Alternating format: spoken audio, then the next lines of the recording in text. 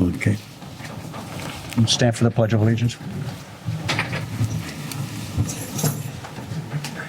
Pledge allegiance to the flag of the United States of America and to the republic for which it stands, one nation, under God, indivisible, with liberty and justice for all.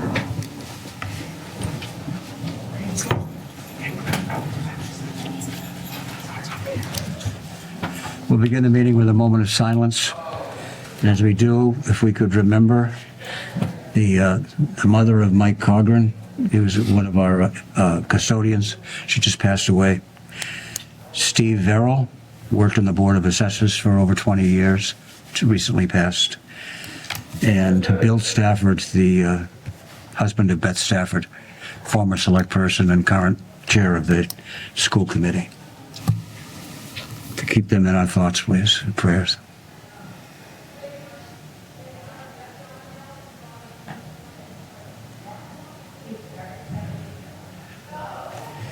This meeting's being recorded and televised by the Whitman, Hanson, by WHCA. Approval of bill and payroll warrants? So moved.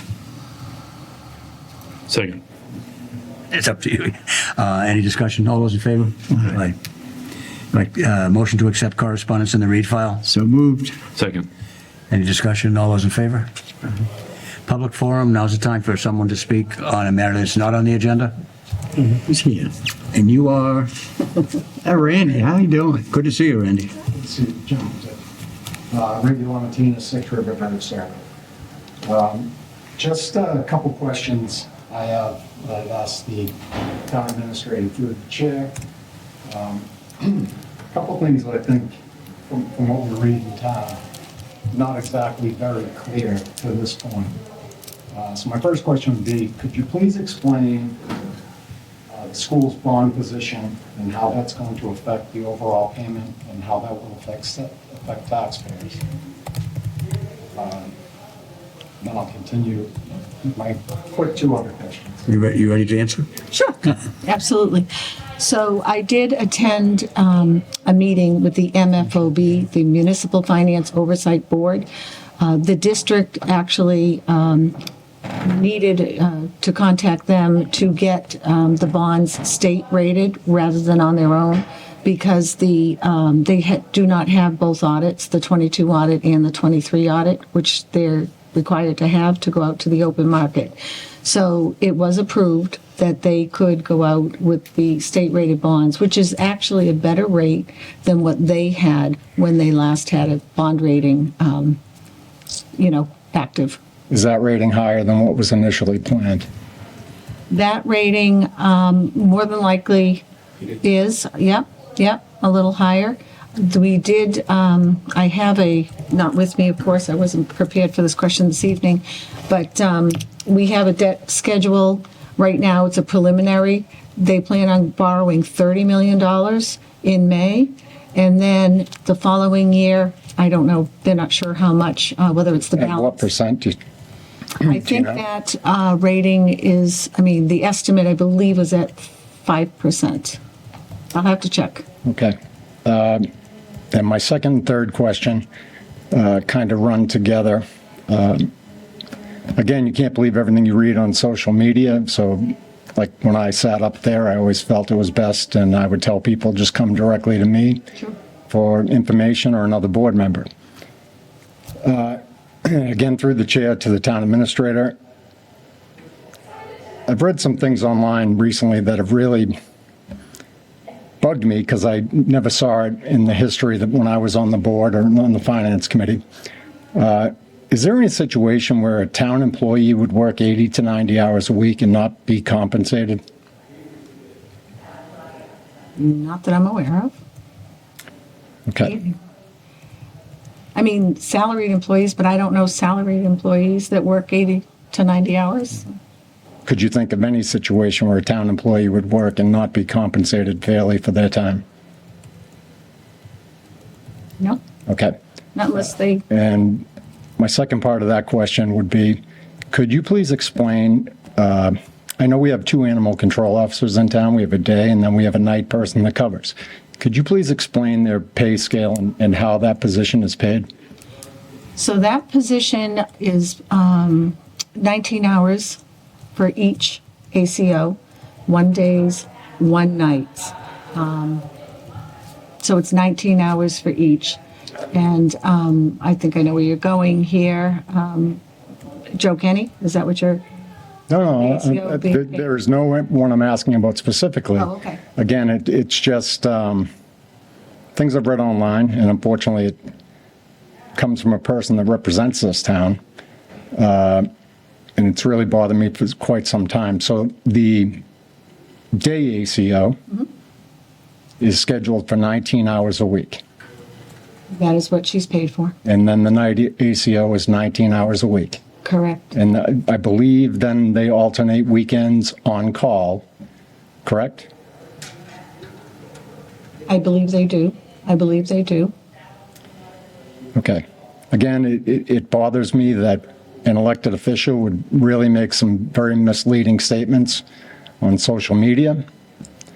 And I think the townspeople, it should be corrected in front of the board, not online or any social media site. So thank you for clearing that up for me. Welcome. Okay, thank you, Randy. Anyone else? Okay, I don't have anything for the chairman's report. On new business, Whitman Aid Taxation Fund. Mary Beth. Yes, thank you. So let's see, February 27th, the assessor inquired about a Whitman Aid Taxation Fund that was voted under Article 65 of the May 2001 Annual Town Meeting. The provisions of Chapter 60, Section 3D of the MGL authorizes the town to design and designate a place on its municipal tax bills or on the motor vehicle excise tax bills, or to mail with such bills a separate form whereby the taxpayers of the town may voluntarily check off, donate, and pledge an amount not less than $1 or such other designated amount which shall increase the amount otherwise due, and to establish a Whitman Aid to the Elderly and Disabled Taxation Fund for the purpose of defraying the real estate taxes of elderly and disabled persons of low income. In any city or town establishing an aid to the elderly and disabled fund, there shall be a taxation aid committee to consist of the chairman of the Board of Assessors, the city or town treasurer, and 3 residents of the city or town to be appointed by the mayor or select board as the case may be. Said board shall adopt rules and regulations to carry out the provisions of this section and to identify the recipients of such aid. Any amounts donated to the said fund shall be deposited into a special account and shall be in the custody of the treasurer. While this provision was voted by the town back in 2001, I cannot find any evidence that the Whitman Aid to the Elderly and Disabled Taxation Fund and the Whitman Taxation Aid Committee was ever formed. So the fund actually was part of the article, but the committee itself was not formed. So tonight, I'd like to ask the Select Board to establish a Taxation Aid Committee comprised of the chairman of the Board of Assessors, the treasurer, and 3 residents. And if that's done, then any resident interested in serving on this committee can certainly contact the Select Board and let us know that. Okay, do we have a motion to set up that committee? Yeah, I'll make that motion. Second. Any discussion? Yeah, I have a question. Now, has anybody contributed to that? No, so we voted it, but the fund wasn't set up on the accountant's books. The committee was never formed. I've checked with the accountant. The assessors don't have any, never responded that they had any record that a former Board of Assessor was the chairman of said committee. So in 2001, it was, I believe, a different person. Brian O'Connell, I think, was the TA, and this was proposed by the TA. And then Frank Lynham came in December of 2001. I came into the Treasurer Collector's Office at the end of 2003. I don't ever recall a checkoff box on any of the bills or a buck slip that goes in with bills to collect such money. So there's nothing on the town's accounting books at all. Okay, and the previous town administrator put this article on the warrant? Correct. And it was voted at the May 2001 right here. It was Article 65 of the May 7th, 2001 annual town meeting. 24 years ago, and nothing's happened.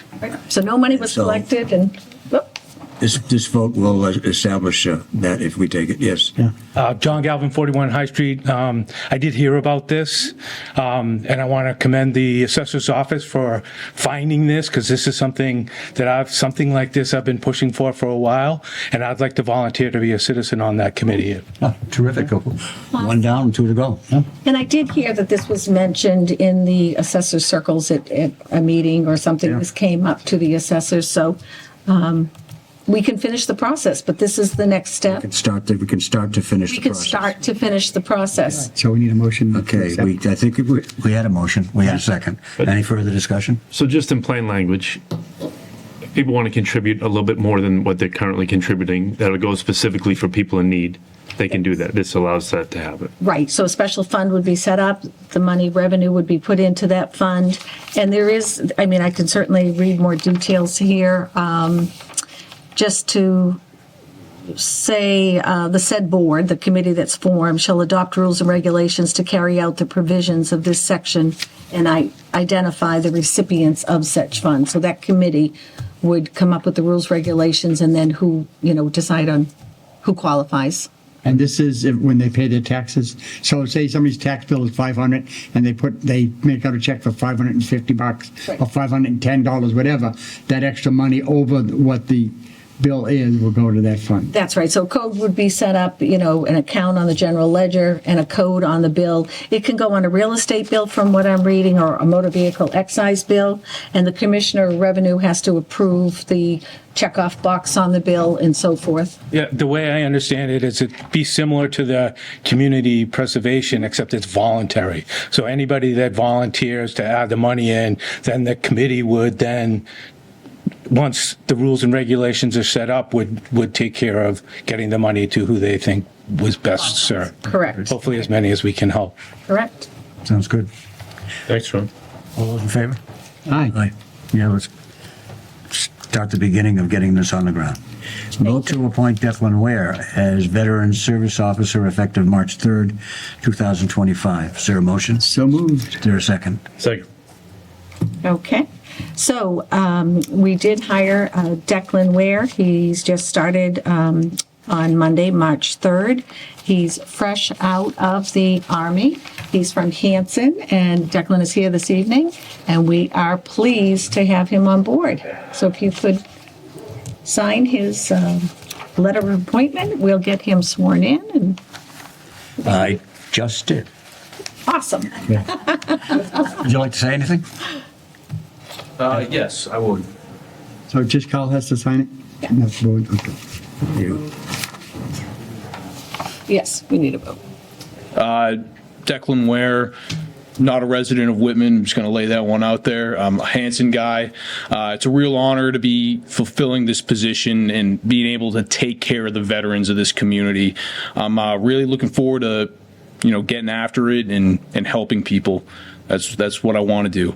So thank you for the opportunity. Okay, thank you, Declan. Thank you and welcome. A vote? Should we take a vote We on? made a motion? Yeah, and it was seconded. All those in favor? Aye. Aye. Act on the request of Town Clerk Don Valley to appoint checkers for the May 5th, 2025 annual town meeting. Is Yep, so moved. there a second? Second. All those in favor? Aye. IT specialist update. Mary Beth. Okay, this is to update you on the status of our IT specialist, Steve Burke.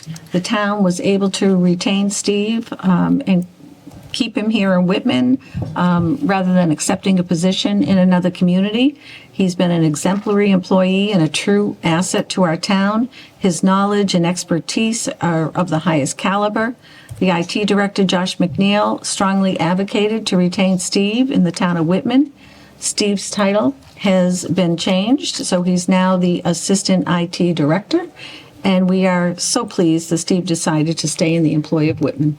Okay, great. It's a great win for us. Well-deserved change to his title. It is, Yes. absolutely, absolutely.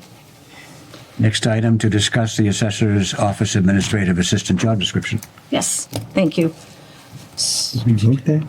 What? Did we vote? Would you like to say anything first, or you want me to? Okay. Okay. Okay, so there is a vacancy down in the assessor's office for the administrative assistant. And the assessor and the Board of Assessors have put together a revised job description. However, the revised job description does have a financial impact.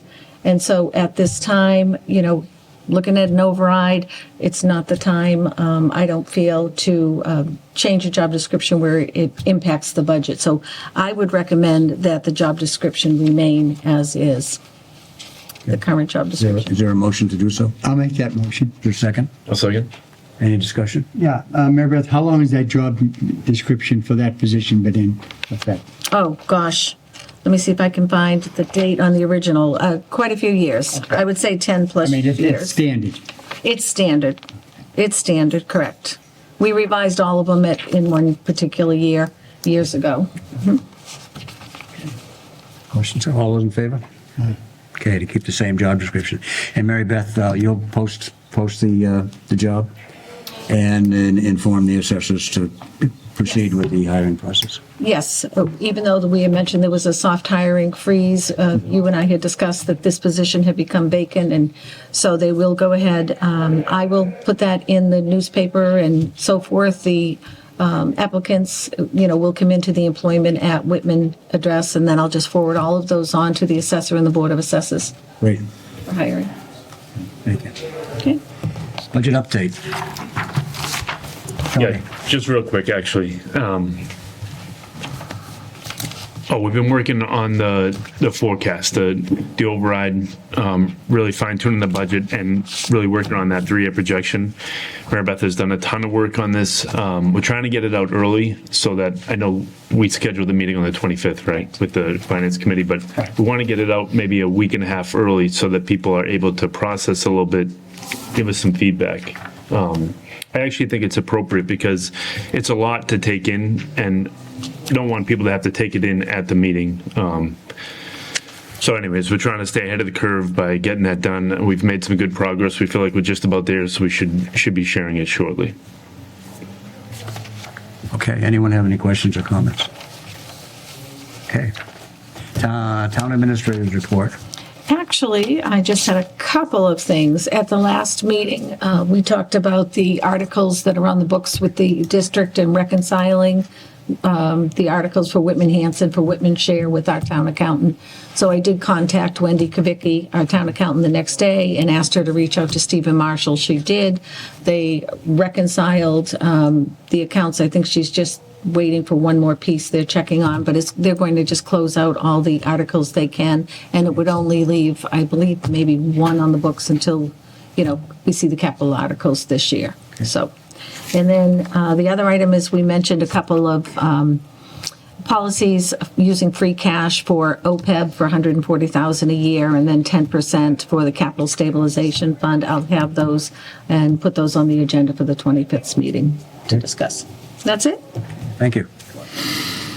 We need to go into 3 executive sessions, after which we will come back into open session only to adjourn.